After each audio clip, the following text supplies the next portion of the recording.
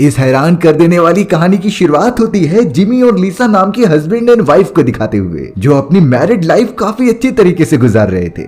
Jimmy लिसा को हर समय काफी ज्यादा प्यार करता और उसे नई नई जगह पर घुमाने लेकर जाता।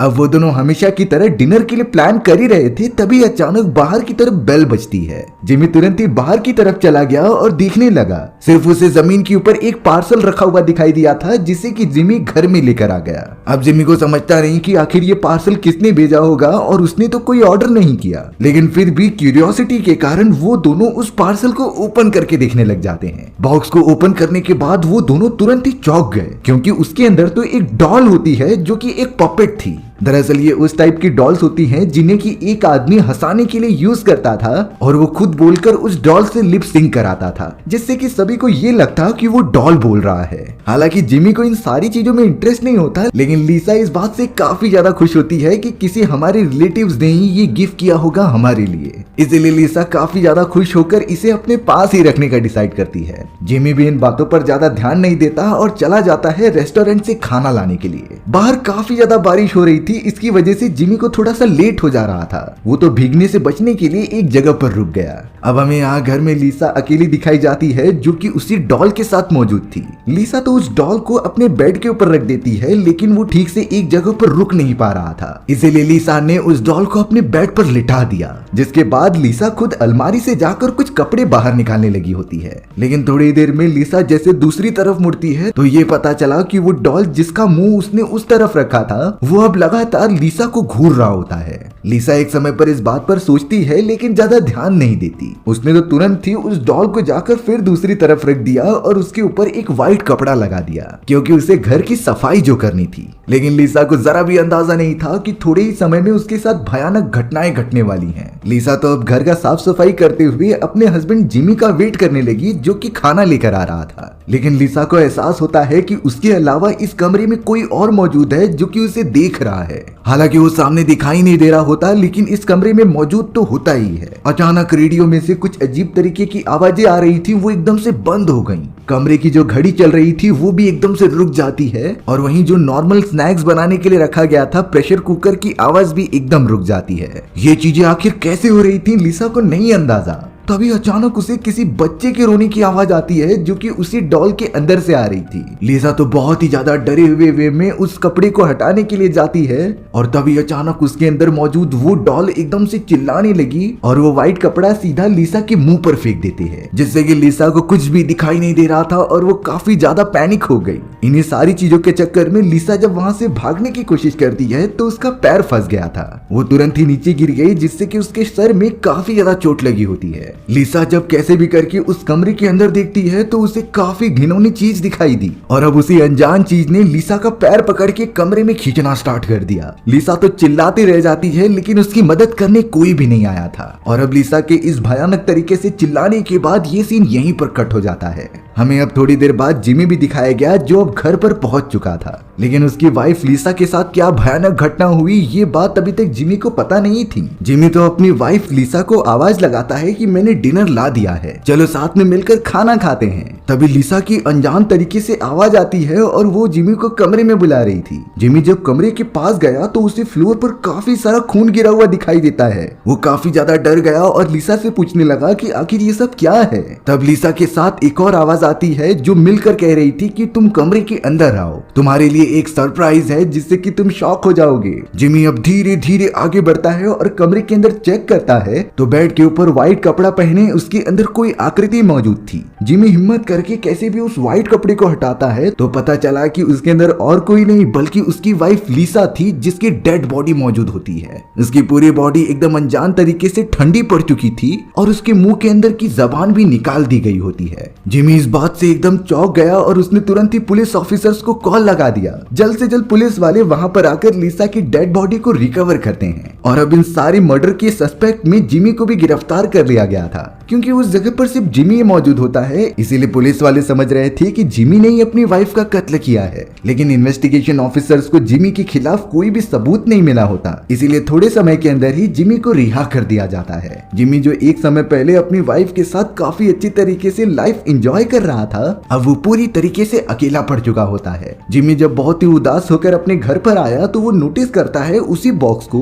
जिसमें कि एक दिन पहले उसके घर पर किसी ने वो डॉल डिलीवर की थी। उस बॉक्स के ऊपर तो मैरी शॉ नाम लिखा हुआ था। जिमी को थोड़ी इन्वेस्टिगेशन करने पर पता चलता है कि मैरी शॉ एक बहुत ही बड़ी पपेट आर्टिस्ट है और वो उसके ही सिटी में रहा करती थी। जिमी को कुछ बातें पता करनी होती है, इसीलिए वो सीधा अपने फादर के महल में चला गया। दरवाजा खोलते ही जिमी का स्वागत एला नाम की एक लेडी करती है। जिमी एला को बिल्कुल भी नहीं जानता, लेकिन एला जिमी को जानती थी। वो तो उसे गले लगाकर ये कहती है कि मैं तुम्हारी स्टेप मदर हूँ, यानी कि मतलब साफ था कि जिमी के फादर ने एक दूसरी शादी कर ली है और अब ये एला उसकी स्टेप मदर है। जिमी तुरंत ही अंदर आता है और वो अपने फादर को देख रहा था जो कि व्हील चेयर पर मौजूद थे। दरअसल बात ये होती है कि जिमी बहुत पहले अपने फादर के साथ रहा करता था, लेकिन उन दोनों के बीच अच्छी तरीके से बनती नहीं थी, इसीलिए जिमी अलग हो गया। वो तो अपने फादर को जरा भी कॉल नहीं करता और उनकी इस कंडीशन के बारे में जिमी को बिल्कुल नहीं आइडिया था। उसे सारी चीजें अब जाकर पता चल रही थी। जिमी के फादर उससे बता रहे होते हैं कि कुछ समय पहले मुझे हार्ट अटैक आया, इसीलिए अब मैंने गुस्सा करना बिल्कुल भी बंद कर दिया है, तो तुम मेरे साथ आकर हमेशा के लिए रह सकते हो, क्योंकि मैं तुम्हारे बिना बहुत अकेला फील कर रहा हूँ। लेकिन जिमी का इन सारी चीजों में इंटरेस्ट बिल्कुल भी नहीं था। उसे अपनी लाइफ अकेले जीनी थी, इसीलिए वो अपने फादर को छोड़कर चला गया। पर अब तो उसकी वाइफ भी मर चुकी है। अब इन सारी चीजों के बारे में पता लगाने के लिए जिमी अपने फादर से मैरी शॉ नाम की लेडी के बारे में पूछता है। जिमी के फादर ये नाम सुनकर एकदम चौंक गए और सिर्फ इतना बताया कि ये लेडी तो कई समय पहले मर चुकी है और मुझे नहीं लगता कि इन सारी चीजों पर तुम्हें भरोसा करना चाहिए, क्योंकि ये अंधविश्वास है जो तुम्हारा बहुत सारा टाइम वेस्ट करेगी और तुम्हारी पूरी फैमिली ही खत्म कर देगी। जिमी के फादर लास्ट में कहते हैं कि मुझे इन सारी चीजों के बारे में नहीं पता और मुझसे पूछना भी मत। जिमी तो फिर वहां से निकलकर सीधा अपने घर पर चला आया। जिमी बड़े आराम से अपने बेड पर सोया हुआ था और उसके ठीक साइड में वही खतरनाक पुतला मौजूद होता है। उस डॉल की नजर तो सीधा जिमी के ऊपर ही मौजूद थी और उसकी आंखें लगातार इधर से उधर घूम रही होती हैं। जिमी की अचानक नींद खुल गई और उसने उस डॉल के आंखों को हिलाते हुए देख लिया था। इस बात से जिमी काफी ज्यादा शॉक हो जाता है और जल्द से जल्द वहां से निकलता है। अब हमें अगले दिन जिमी को अपनी वाइफ के फ्यूनरल पर दिखाया गया, जो कि उसके रिस्पेक्ट में काफी ज्यादा उदास बैठा हुआ होता है। फ्यूनरल का सारा प्रोसेस खत्म होने के बाद जिमी जब वहां से जाने लगा, तभी उसे दूर कहीं फॉरेस्ट में एक लेडी दिखाई देती है। जिमी तुरंत ही उस लेडी के पीछे चला गया और उसे चारों तरफ ढूंढ रहा था। तभी वो बूढ़ी लेडी पीछे से जिमी को बुलाती है। वो लेडी तो जिमी से तुरंत ही पूछने लगी कि जब उसने तुम्हारी वाइफ को मारा था तो तुमने उसे जरूर देखा ही होगा। जिमी एकदम शॉक वे में पूछने लगता है कि आखिर किसने मारा मेरी वाइफ को। वो लेडी तो कोड वर्ड में बताती है कि मैरी शॉ ने ही किया है ये सारी चीजें और उसके बेटे का पुतला तुम्हारे घर में मौजूद है, उसने ही ये सारी चीजें की होंगी। अगर तुम्हें उन्हें खत्म करना है तो जल्द से जल्द उसे दफनाना होगा। वो लेडी और डिटेल में कुछ बताती है। इससे पहले उसका हस्बैंड वहां पर आ जाता है। वो तो वही आदमी था जो फ्यूनरल के सारे प्रोसेस कराता था। वो बूढ़ा आदमी जिमी से माफी मांगता है और अपनी पागल बूढ़ी औरत को लेकर वहां से चला जाता है। अब जिमी को ये सारी चीजें काफी ज्यादा अजीब लग रही थी। उसे इतना तो कंफर्म हो गया था कि उसकी वाइफ का किसी ने मर्डर किया है और अब वो उस मर्डरर का पता लगा कर ही रहेगा। जिमी तुरंत ही अपने घर पर आकर उस डॉल को अच्छी तरीके से देखने लगता है। उस डॉल के ऊपर तो अब बिली लिखा हुआ दिखाई दे रहा था, इसीलिए अब जिमी उस बूढ़ी औरत के कहे गए अनुसार एक ग्रेव यार्ड में आ जाता है, जहाँ चारों तरफ घूमने के बाद उसे बिली नाम का एक ग्रेव मिल गया था। जिमी ने जब उस कब्र को खोदा तो उसके अंदर कुछ भी नहीं मौजूद होता है, इसीलिए अब उसने जानबूझकर उस पपेट को उसके अंदर बंद कर दिया और उस कब्र को पूरी तरीके से ढककर वहां से जाने लगा। लेकिन जिमी जब अपनी कार के अंदर मौजूद होता है तो उसे ऐसा फील हो रहा था कि उसके कार के चारों तरफ कोई घूम रहा है। हालांकि बाहर आके देखने के बाद वहां पर कोई मौजूद नहीं होता। जिमी जल्द से जल्द अपने घर पर आ गया और नहाने लगा। लेकिन जिमी जैसे ही फ्रेश होकर बाहर आता है तो उसने देखा कि वो पुतला तो अब उसके बेड पर मौजूद है, जो लगातार उसे देखता ही जा रहा था। लेकिन उस डॉल के ठीक बाजू में अब एक डिटेक्टिव भी दिखाई देता है। दरअसल ये वो डिटेक्टिव था जो लिसा के मर्डर केस के बारे में इन्वेस्टिगेशन कर रहा होता है। डिटेक्टिव ने जिमी को बताया कि ये पुतला जो तुम ग्रेवयार्ड में दफना कर आ गए थे, ये लिसा के मर्डर के बारे में बहुत सारी चीजें बता सकता है और इसके ऊपर कई सारे फिंगरप्रिंट्स भी मिल सकते हैं। लेकिन अब डिटेक्टिव ने जिमी से पूछना स्टार्ट किया कि आखिर तुम इस पुतले को ग्रेवयार्ड में क्यों दफनाने गए थे। जिमी बताता है कि जब मेरी वाइफ का मर्डर हुआ तो ये पुतला मेरे पास ही मौजूद था।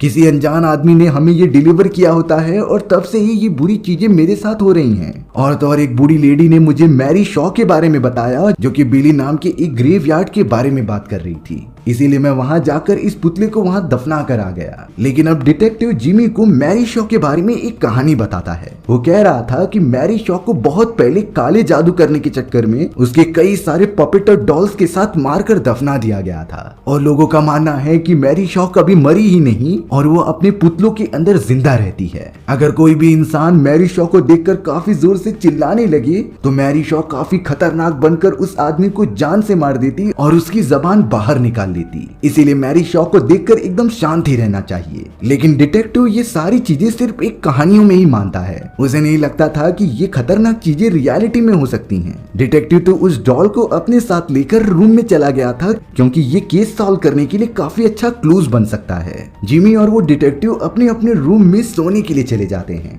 अब अगले दिन जिमी उस डिटेक्टिव से वो डॉल ले लेता है और ग्रेवयार्ड के पास वापस से आ जाता है। लेकिन इस बार वो ग्रेवयार्ड में जाने की बजाय उस बूढ़ी लेडी से मिल रहा था, जिसने कि उसे मैरी शॉ के बारे में बताया होता है। जिमी मैरी शॉ के बारे में और जानना चाहता था, लेकिन उससे पहले वहां लेडी का हस्बैंड आ गया। उस हस्बैंड ने जिमी की मजबूरी समझी, इसीलिए वो उसे अपने कमरे में लेकर चला जाता है। अब यहाँ उस लेडी का हस्बैंड जिमी को मैरी शॉ के बारे में सारी बातें बता रहा था। उसने कहा कि कुछ साल पहले मैरी शॉ नाम की एक बहुत ही फेमस आर्टिस्ट थी, जो कि पपेट का यूज करके काफी सारी कॉमेडी सीन्स किया करती। उसके काफी सारे शोज अब बहुत ही ज्यादा बड़े होने लगे थे और रिकॉग्निशन भी मिल रही थी। इसी तरीके से एक दिन मैरी शॉ अपनी फेवरेट पपेट के साथ शो कर रही होती है। सारी चीजें एकदम अच्छी तरीके से जा रही थी, तभी ऑडियंस में बैठा हुआ एक बच्चा क्वेश्चन पूछता है। उसने मैरी शॉ के ऊपर ये इल्जाम लगाया कि जब उसका पपेट बोल रहा है तब उसके भी लिप्स हिल रहे हैं, यानी कि ये सारी चीजें पपेट नहीं बल्कि मैरी शॉ बोल रही है और वो उसका पपेट नकली है। इस बात से सभी लोगों को भरोसा होने लगता है कि शायद मैरी शॉ उन्हें बुद्धू बनाने की कोशिश कर रही है और काफी सारे पैसे ले रही है। हालांकि मैरी शॉ को इस बात पर बहुत ज्यादा गुस्सा आ रहा था, पर उसने इस सीन को कॉमेडी वे में टाल दिया। लेकिन अगले दिन से सभी को ये पता चला कि वो बच्चा जिसने की मैरी शॉ के ऊपर क्वेश्चन उठाया होता है वो गायब हो गया और तब से मिला ही नहीं। उस बच्चे को बहुत ज्यादा ढूंढा जाता है, लेकिन वो आज तक नहीं पता लगा पाए। इसीलिए उस बच्चे के फैमिली वाले समझ गए कि ये काम हो न हो मैरी शॉ का ही हो सकता है। वो फैमिली वाले बहुत ही बड़े होते हैं, इसीलिए उन्होंने कई लोगों को बोलकर मैरी शॉ को ही जान से मरवा दिया। लेकिन यहाँ मैरी शॉ ने लास्ट लेटर लिखा होता है कि उसके मरने के बाद उसके ग्रेवयार्ड में उसके ही द्वारा बनाए गए सारे के सारे पुतले दफना दिए जाएं, क्योंकि मैरी शॉ पहले से ही चाहती थी कि वो भी एक पुतला ही बने जिससे कि वो लोगों को एंटरटेन कर सके। लेकिन अब तो उसकी लाइफ ही बुरी तरीके से खत्म हो चुकी है। हालांकि कुछ समय तक सारी चीजें ठीक रहती हैं, लेकिन अचानक से ये पता चलने लगा कि कई सारी फैमिलीज की हत्याएं की जा रही हैं और उस हत्याओं के अंदर जो भी फैमिली वाले काफी चिल्ला रहे थे उनके टंग को किसी ने खींचकर बाहर निकाल दिया होता है। ये किसी एक फैमिली के साथ नहीं बल्कि उन सारे लोगों के साथ हो रहा था जो कि चिल्ला रहे थे और मैरी शॉ से हेट करते थे। तब से ये सभी लोग काफी ज्यादा डरते हैं मैरी शॉ के उस भूत से, जो कि आज भी जिंदा है और लोगों को मार रही है। जिमी को ये बात अब सच में रियलिटी लगने लगती है, क्योंकि उसकी वाइफ लिसा की भी मौत कुछ इसी तरीके से हुई थी, यानी कि ये गंदा काम मैरी शॉ का है। जिमी इस बात से थोड़ा सा नाराज हो गया, लेकिन अब वो कुछ भी करके मैरी शॉ से बदला लेना ही चाहता था। जिमी तो उस डॉल को वहीं पर छोड़कर चला जाता है। ये बातें अभी तक उस बूढ़े आदमी को पता नहीं होती। जब थोड़ी देर बाद वो बूढ़ा आदमी अपनी वाइफ के पास जाता है, तब उसकी वाइफ, जिसने की जिमी को सलाह दी थी कि वो पुतले को जमीन के अंदर गाड़ दे, वो अचानक उसी पपेट से बातें करने लग जाती है। ये चीजें देखकर उसका हस्बैंड काफी ज्यादा चौंक गया और तुरंत ही उस पपेट को उठाकर उसकी असली जगह पर रख दिया। उसने तो डिसाइड कर लिया था कि वो इस पपेट को हमेशा हमेशा के लिए जमीन में दफना देगा, क्योंकि मैरी शॉ का वो पपेट कितना ज्यादा खतरनाक है इसका अंदाजा उसे बराबर था। वो बूढ़ा आदमी जब उस पपेट के साथ किचन में मौजूद होता है, तभी अचानक एक बेसमेंट में से उसे अपनी वाइफ की चिल्लाने की आवाज आने लगी। वो बूढ़ा आदमी काफी ज्यादा परेशान हो गया और तुरंत ही उस बेसमेंट की तरफ चला जाता है अपनी वाइफ को ढूंढने के लिए। तभी अचानक वहां पर रखा गया पपेट हमें दिखाई दिया, जिसकी आंखें हिल रही थी, जो बहुत ही खतरनाक तरीके से उस बूढ़े आदमी को देखता रहता है। अब तो उस बेसमेंट का दरवाजा भी पूरी तरीके से बंद हो गया था, जिससे कि वो बूढ़ा आदमी वहीं पर फंसा रह गया।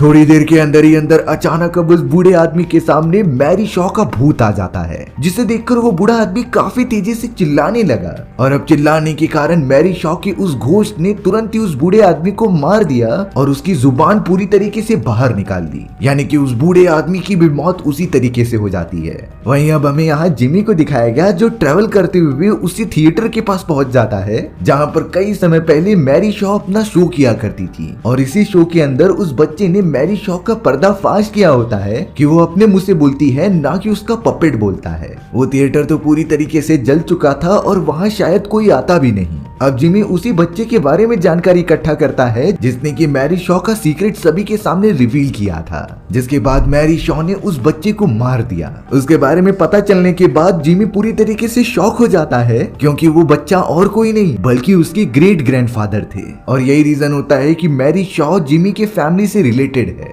जिमी को इस बारे में और पता करना था, इसीलिए वो सीधा अपने फादर के पास आ जाता है। फादर से काफी अच्छी तरीके से पूछताछ करने पर उसे तब जाकर पता चला कि सच में वो बच्चा तुम्हारी ग्रेट ग्रैंडफादर ही थे। उस समय जब हमारी फैमिली को पता चला कि तुम्हारी ग्रेट ग्रैंडफादर को मैरी शॉ ने मार दिया है, तब हमारी फैमिली वालों ने काफी गुस्से में आकर मैरी शॉ को पकड़ लिया। उन्होंने तो उसे बहुत ज्यादा टॉर्चर किया और चिल्लाने पर भी मजबूर किया, जिसके बाद बदले की आग में मैरी शॉ की जबान ही निकाल ली गई। लेकिन हमारी फैमिली में से किसी को आइडिया नहीं था कि मैरी शॉ की स्पिरिट वापस आ जाएगी, और तब से ही वो हमारी फैमिली के सारे मेंबर्स को मारते आ रही है और उनकी जुबान बुरी तरीके से निकालकर अपना बदला ले रही है। यही रीजन था कि जिमी के फादर उसे अपने से अलग रखते थे ताकि वो कर्स उसके ऊपर ना लगे। पर जब जिमी के फादर को ये पता चला कि जिमी की वाइफ को भी बुरी तरीके से मार दिया गया है, तो ये बात कंफर्म हो जाती है कि वो कर्स तुम्हें भी लग चुका है, यानी कि मैरी शॉ जल्द से जल्द हमारे पास भी पहुंच जाएगी हमें मारने के लिए। लेकिन जिमी अपने फादर को प्रॉमिस करता है कि मैं ये सारी चीजें ठीक करके रहूंगा। आखिर इसका कुछ न कुछ सोल्यूशन होगा ही, जिससे कि मैरी शॉ को हमेशा के लिए खत्म किया जा सके।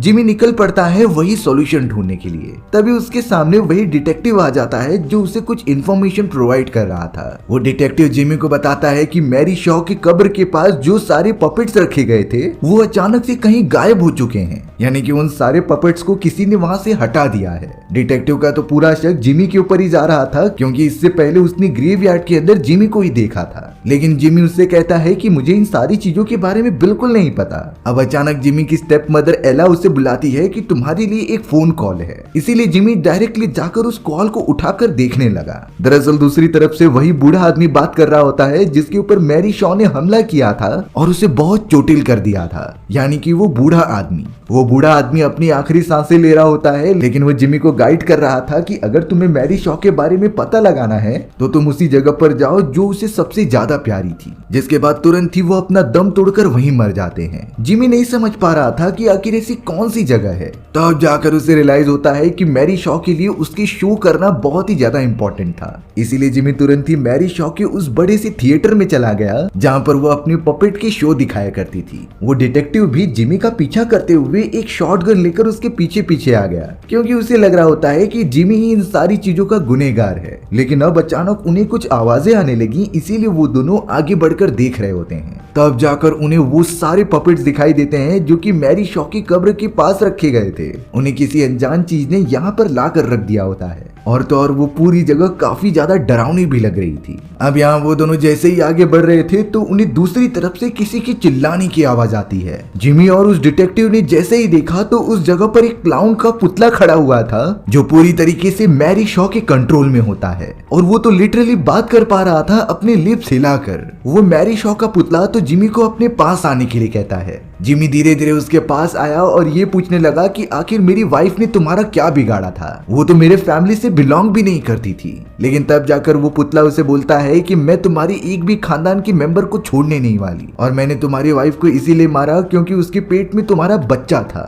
यही रीजन होता है कि मैंने उसे खत्म कर दिया। जिमी को इन सारी बातों से बहुत ज्यादा गुस्सा आ रहा होता है, और अब उसने डिसीजन ले लिया था कि वो मैरी शॉ को खत्म करके ही रहेगा। डिटेक्टिव के हाथ में जो शॉर्ट गन मौजूद होती है उससे उसने तुरंत ही पुतले के ऊपर फायर कर दिया, जिससे कि वो पूरा ब्लास्ट होकर खत्म हो जाता है। लेकिन वहां शेल्फ पर रखे गए वो सारे के सारे पुतले जिंदा हो जाते हैं जो लगातार उन दोनों को ये घूरते जा रहे थे। जिमी को ये बातें पहले से ही पता थी कि मैरी शॉ सिर्फ और सिर्फ पुतलों के अंदर ही जिंदा रह सकती है, इसीलिए उसने एक छोटी सी लालटेन की मदद से सारे के सारे डॉल्स को जला दिया। मैरी शॉ को इससे काफी दर्द हो रहा होता है और उसकी शक्तियां भी कम होती जा रही थी, इसीलिए वो बहुत ज्यादा चिल्ला भी रही होती है। वो डिटेक्टिव तो जल्द से जल्द जिमी को लेकर इस जगह से बाहर निकलने की कोशिश करता है क्योंकि ये जगह जलने वाली थी, लेकिन अचानक डिटेक्टिव का पैर फिसल जाता है और वो वहां से काफी नीचे की तरफ गिर गया था। नीचे गिरते समय उस डिटेक्टिव ने जोर से चिल्ला दिया था, जिसकी वजह से मैरी शॉ ने उसकी आवाज सुन ली और अब चिल्लाने के कारण मैरी शॉ तुरंत ही वहां आकर उस डिटेक्टिव का जीभ भी निकाल देती है, क्योंकि ये चीजें मैरी शॉ के कर्ज में शामिल थी कि अगर कोई भी उसके सामने चिल्लाएगा तो वो उसकी जीभ निकालकर मार डालती थी। यानी कि अब डिटेक्टिव बुरी तरीके से मारा जा चुका है।